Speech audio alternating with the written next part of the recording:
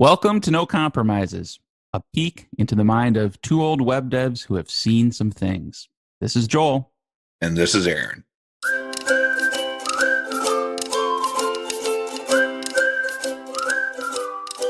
I don't know if I can accurately estimate how many times a day I have a question like, how does this work? What is this Mhm. command? What should I do?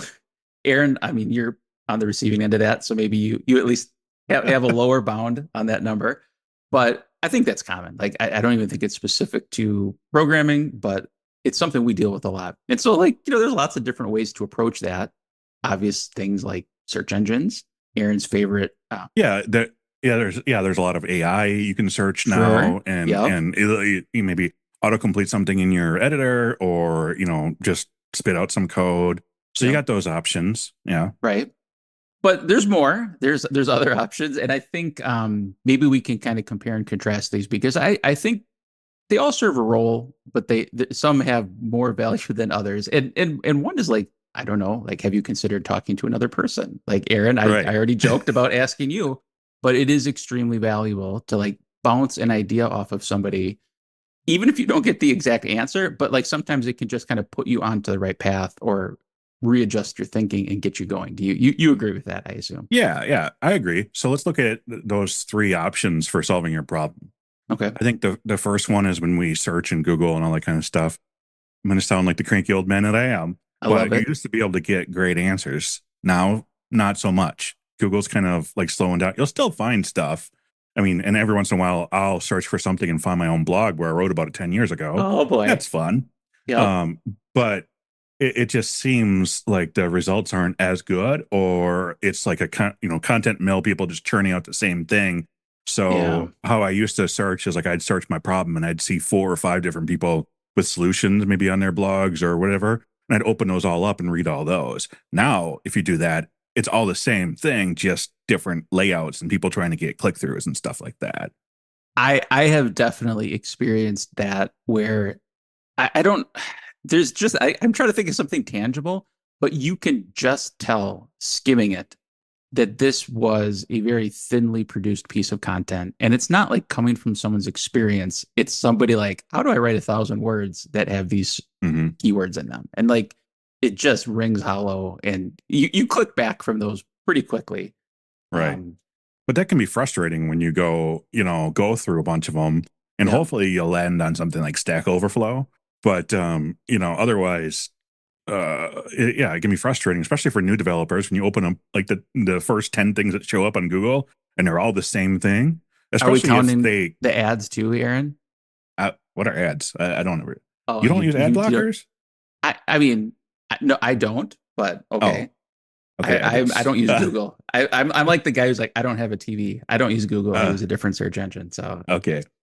Um, so I think that can be frustrating. mhm. So another way to kind of look at that is maybe if you land on a site like Stack Overflow, or even sometimes like Dev2 or a couple of the other ones, maybe clicking through on those to read the article that maybe isn't right. It's a copy. Who knows? Whatever, right? And Sure. then you can click on those little tags at the bottom. So maybe you have Yeah. a Laravel question, you'll click on Laravel and you start to scan through it, and then you can do a search in Stack Overflow. All things take Laravel with maybe the name of your component or something. And Yeah. you never know. Maybe someone had the same problem, but it worded it way differently. And so, of Hmm. course, we're not finding it. But when you kind of scan through those, you can be like, oh, maybe that's something along the lines of what I'm looking to do. And you can click through and maybe you get your answer from something that wasn't even answering your question. I've definitely had that happen. Or sometimes you learn something you don't actually need right then, but it's like, oh wow, I'm definitely going to use that in Yeah. the future. Um, you know what as you were talking about Stack Overflow, I think the thing I find particularly valuable about it is you can often see more than one answer. And Mhm. there's like the whole voting aspect of it where supposedly the better answers float to the top. It doesn't always happen, but even just seeing like, oh, here's three different ways you could do it, or it kind of stays more current. Like Laravel is a good example. Maybe in Laravel 5, you did something, and now there's a better way to do it in Laravel 10 or Laravel 11. Like you don't have to do the workaround. There's a built-in feature. So Stack Overflow is great for that because it's almost like seeing 10 answers or articles all Right. in one thread and kind of seeing them ranked against each other. The second option that's obviously a lot more common and a lot more exciting now at the time of recording, at least, is AI generated code. And that kind of Mm, comes in two different ways. One, in like maybe your editor or something that's reading the context of what you're writing in your project and then generating things that it thinks you most likely will use in your project. And then there's yeah. the overall greater version, which is like if you're stuck, maybe, because like you can't tell your editor, your IDE, please help me write this thing that I haven't written, that I don't know anything about. It's not going to suggest anything to you. But if you go to It's not gonna, something, yeah. No, it's not gonna architect a whole feature. yeah. It's yeah. But if you go to a different, like if you go to like Chat GPT or whatever Mhm. is current, you can put your question in there and it may generate some code for you. Now that I've seen people use that and have various levels of success, but there's sort of like a cautionary tale on that though. Is why I kind Mhm. of like talk about Stack Overflow and stuff. Is when these AIs are generating their content. Remember, it's not artificial intelligence; it's pattern matching right now. Again, at the time of recording, so they can consume all this information, and most likely they give you an answer that is most accurate based off the information they've consumed. Now, that doesn't necessarily mean the information they've consumed was right, or it could be another thing I've seen is I've actually seen this as examples of code generated for a very specific scenario that maybe Yeah. someone shared on Stack Overflow, but Right. the AI didn't understand the nuance of that. So it's now giving you an answer maybe for a situation where you have a cluster of Redis servers when really you just want a cache of a single fake Reddish. I don't know, something like Right. No, I basically get what you're they saying. kind of give you the wrong answer on purpose because that's the only thing that they know. All of a sudden everything has Kubernetes in it and you don't know why. Yeah. So I mean Yeah, that's a second way of doing it, you know. right. You are you a fan of AI? Like I getting your code well, that way? I feel like you first of all, I could see you rolling your eyes when you were saying some things, and I was enjoying that. So I wanted to share that with those that are listening to this. Um, I think on the spectrum of like loving AI and hating AI, I'm definitely closer to the loving AI than you are. I do see its limitations. In fact, what I find really interesting, and I think this is a good exercise for everyone to try, is ask it a question when you are absolutely confident you know the best answer and just see what it says. Like I will do this sometimes when I'm writing tips for a newsletter. And just for fun, I will ask Chat GPT or Claude or like whatever, these chat-based agents, and it will give a confidently very either mediocre or just straight up wrong answer. And so like I like these tools when you're in a domain of knowledge that you already have some expertise and it can help you sometimes get unblocked, like suggest something or another Yeah. time, but you can clearly know when it's wrong and like you're not gonna get misled. Right. Yeah. If you can really kind of narrow in on what you want and Yeah. there's examples of that in its data, well, then you can probably get your answer. But Just one quick example, because I had something the other day and it was like there was two conditionals and like two different returns and I'm like there is just got to be a better way to write this, but I was having no success figuring out what that was. So I took a very specific working example of code that had tests, fed it, and it suggested something that was like 80% what I wanted. Like it refactored something into a ternary and I'm like, I still don't like that, but that's much better. And then I was able to take it to where, mm, the conclusion. And again, I don't have to trust it because I had my working test and I was just right. refactoring something.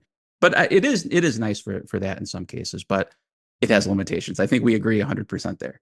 Yeah. So fine, use it, but just keep an eye on Yeah. it. So the third one you kind of mentioned and joked about a little bit was just asking someone. Yeah. What do you mean by that? I go into Slack and I say at Aaron and Ugh. I type out. No, I mean, well, being realistic, we work remotely. We don't work in an office with other people. Even the teams we work with, it's remote. And so it is asynchronous online communication, but regardless of if it's Slack or email or a DM somewhere, whatever, the idea of like just formulating the question in a somewhat brief way, but providing enough context and just asking somebody to get their input on it. I find that Like very rubber valuable. ducking. Rubber ducking. There has for sure been times I started typing a question and I figured it out. Right? Like I think Hmm. that is a very common experience. That's not just me. But the thing okay, so the thing I like about asking somebody, especially somebody that has experience, is they will not just accept the premise of your question and give you an answer within those constraints. They might say, well, why are you doing that? Or like, what's the reason behind this part of the context you gave me? That's something like ChatGPT is not going to do. You know, if I said, Aaron, I'm looking to store my passwords in plain text and I want the lookup to be faster. Like you'd be like, hold on, what are you doing? Right. You know, so like there are some things that it can just reframe your thinking or it can give you something new to think about. Well, you have to be careful when you talk like that, though, because there are times when people ask, like, "Why would you even do that?" And it's like, Sure. well, Right. and not because they care about what the answer Oh, is. It's more about saying, like, "You're yeah. wrong." It's like, Right. well, no, sometimes you have to do things, and that's why I'm asking. Yeah. So feel free to give your opinion of the solution, but also Yeah. give the solution. Yeah, that's true. Like in Stack Overflow, that's even like I think it's a violation of Yeah. the code of community code or whatever to like be like, well, why are you even doing that? Like, but with a one-on-one type thing, you and I have the shared context Yeah. where I'm not going to be like you're shooting me down. You're probably asking a legit question. But that's a fair point. Yeah, and I think if you don't work with someone else and you're kind of working in your own, or maybe you're on, a single person team at a company or something, Sure. there's still other options available Hmm. to you. You can go and find online communities. There are people that still do meetups, there's conferences, Yeah. things like that. I'd tell you, man, if someone came to me during a conference and actually had tough questions, we'd sit around the table for a while and figure them out. That'd be Yeah. awesome. Yeah. Instead Yeah. of, hey, how you doing? It's I'm doing yeah. fine. Yeah, exactly. So and obviously you know, you can't hold your questions until the next Laracon or something like Yeah, that. yeah. But maybe there's just like a bigger question, like, you know, I'm gonna make something up like, I love Docker, but I just don't know how to run it in production, or you know, things like they're like Mhm. bigger meta questions. Like those are great things to like just bounce off of other people when you are at a conference or even at a local meetup. Yeah, so I think we've talked about this a little bit before in maybe a Hmm. different podcast, but it's worth always repeating that there's steps to do kind of when you are stuck, and I think the reasons or the things that we brought up are probably the order of the steps to do too. Try to figure it out on your own. Do some googling. Maybe ask AI and see if that puts you towards the direction. Then ask a person. That way, that person doesn't have to say, "Did you Google it?"